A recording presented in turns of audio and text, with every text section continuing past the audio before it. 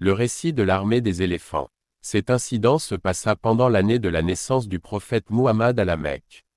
Abraha al-Ashram était le gouverneur du Yémen accrédité par le roi d'Éthiopie, car le Yémen était une partie du royaume d'Éthiopie. Abraha, voulait construire une maison, comme la Kaaba qui est à la Mecque, à Sanaa, la capitale actuelle du Yémen, et appeler les Arabes à accomplir le pèlerinage à Sanaa, au lieu de la Mecque où se trouve Al-Baïtul Araham. Il nourrissait alors le dessein de détourner le commerce et les bénéfices de Makka vers le Yémen. Il fit part de son idée au roi d'Éthiopie qui l'accepta. Voici en bref l'histoire comme l'a relaté Ibn Kassir dans son commentaire du Saint-Coran. Abraha al-Ashram avait bâti une grande église à Sanaa, d'une architecture très magnifique et tellement élevée que celui qui la voit en levant la tête craignait que sa calotte ne tombasse à cause de sa hauteur. Les Arabes l'appelaient Akolis.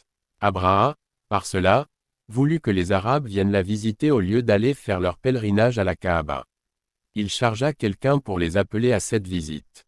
Les Arabes répugnèrent cela et en particulier les Kouraïchites qui se mirent en colère contre Abraha.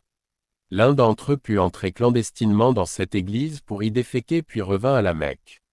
Les gardiens de l'église, voyant cela, firent part de cette offense à leur roi Abraha en lui disant « C'est sûrement un Kouraïchite qui a souillé l'église parce que tu as voulu les détourner de la Kaaba. » Abraha jura alors qu'il marchera sur la Kaaba pour la démolir pièce par pièce. Suivant une version rapportée par Moukatel, des jeunes Kouraïchites réussirent à pénétrer dans l'église où ils firent un grand feu par un jour où le vent soufflait impétueusement et elle fut complètement brûlée. Abraha marcha sur la Mecque à la tête d'une grande armée accompagnée d'un éléphant gigantesque appelé Marmoud, dont on n'avait jamais vu pareil. On a dit aussi qu'il y avait 12 éléphants.